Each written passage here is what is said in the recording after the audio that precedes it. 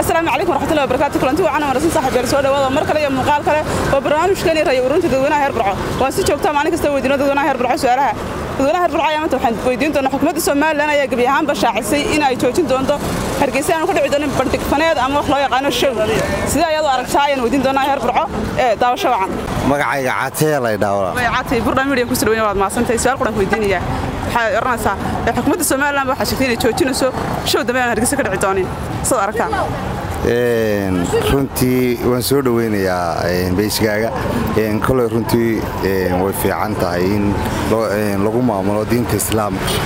run ahaantiina waxaan jeclaan lahaa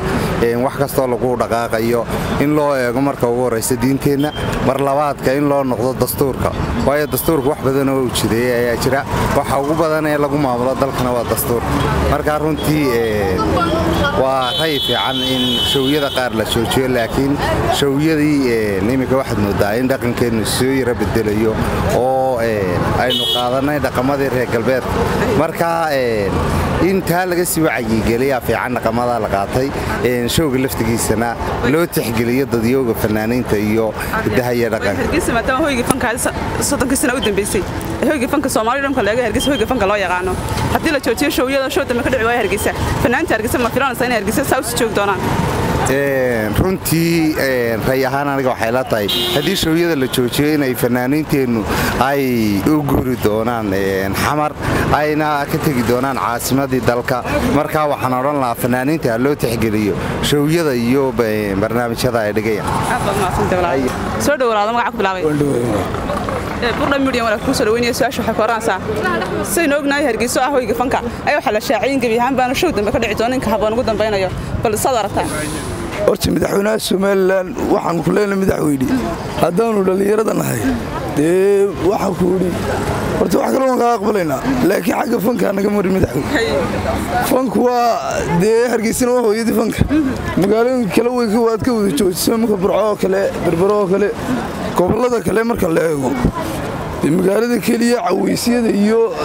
bandhig faneedyadu ay ka dhici jireen hargeysaha taasoo kaliya dadka burcanay ma jireen dadka hargeysina ay ku qabsan jireen showyada marka waxaan leenahay waxaan islaamba madaxweynuhu goboladii kale cawiisiyada u furaya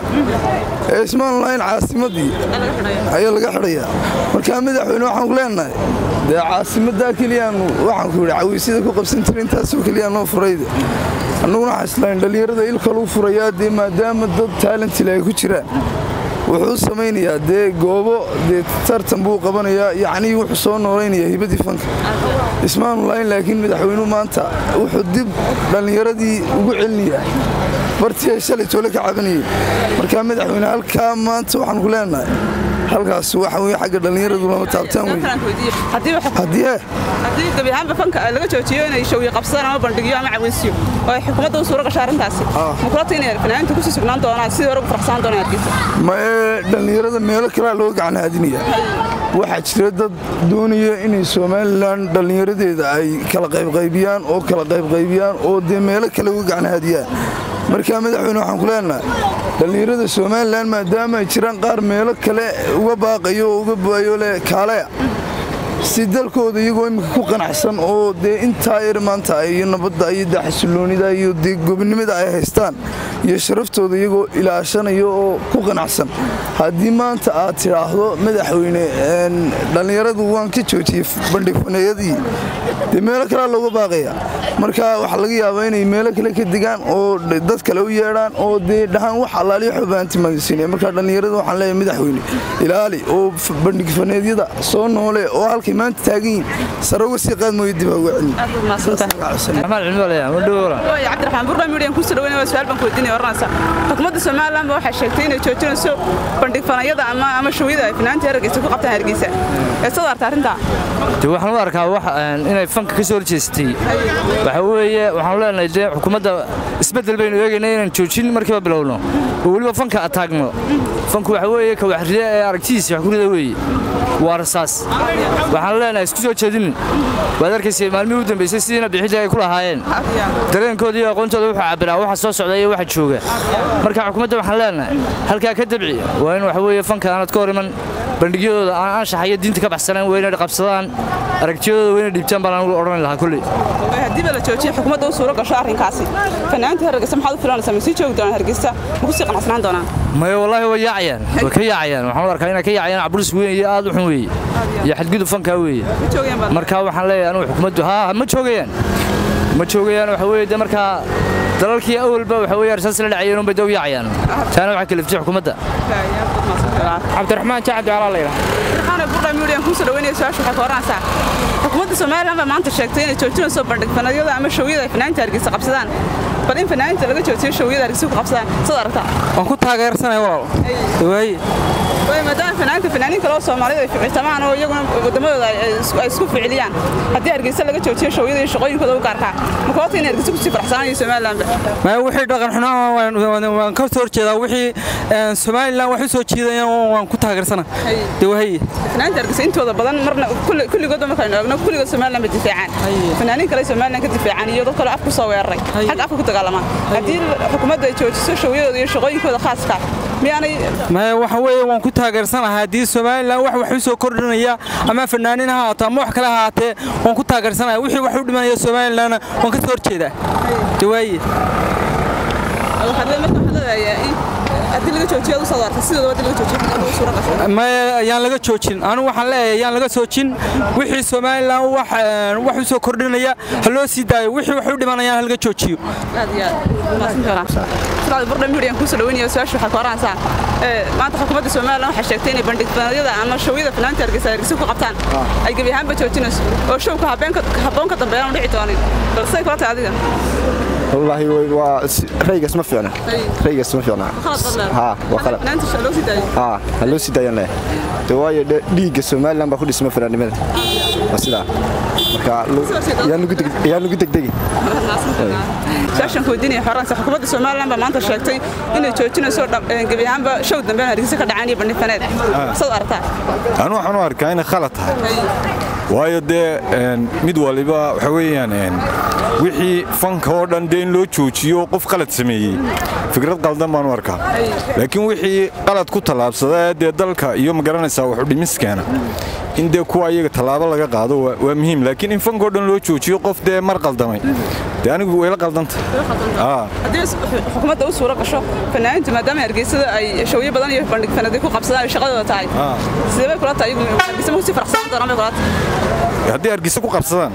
oo loo fasaxo macnaha haddii laga joojiyo xukuumadda u suura gasho inay joojiso arrinta fanaaniinta maxaad u filaysaa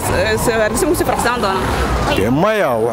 fanaaniintu waxay noqon doonaan dad cabursan dhulka Ilaahay kale iska qabanaya maadaama shaqadoodii la xidhay waxay la tahay inaanay sii joogeen Soomaaliland magacayga barkhad maxay Cabdullaahi barkhad burda miiriyaan ku soo dhaweynaya su'aasha waxa koranaysa xukuumadda Soomaaliland ba sheegtay inay joojinayso bandhig fanaaniyada ama showiyada fanaaniinta Hargeysa ay ku qabsadaan soo aragtaa arrinta anigu arrinta waxaan u arkaa sidaad sheegaysaa arrinta waxaan u arkay inaan fanaaniinta la joojin waxay ka sheekeeyeen dawladda ma jirto marka aad iyo aad waxaan leeyahay haddii madaxweynaha Jamhuuriyadda Soomaaliland madaxweynaha nimka qabsaday gobolka waxaan u sheegay inaanu arrinta aanu fargelin xidigaad geeskii fanaaniintaba oo dawladaayo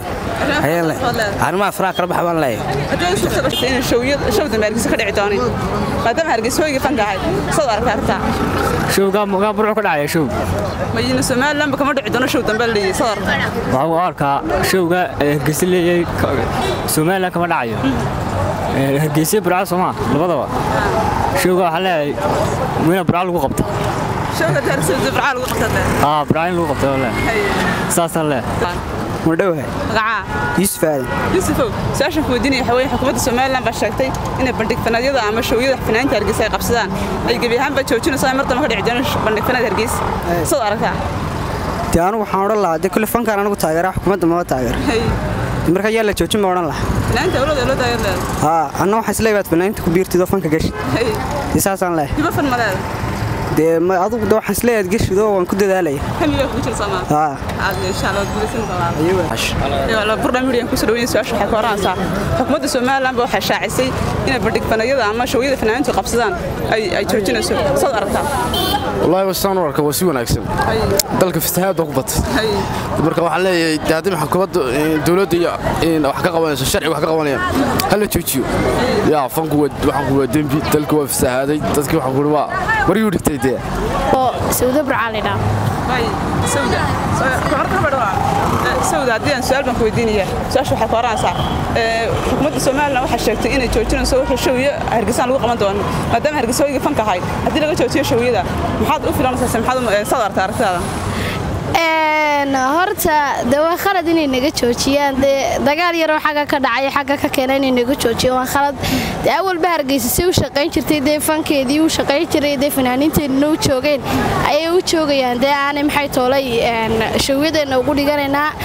wixii noo imanayna waxa leenahay xamarka imanayna walaal xaqiina ku qabsada anaguna waan iska adagno nina waxa dhigay nina Ilaahay baa baray nina Ilaahay baa baday أنا وادر Soomaaliland waa naqaana fan waa naqaana halku fanku ka soo baxayna waa Soomaaliland عندنا ma baana waxa leenahay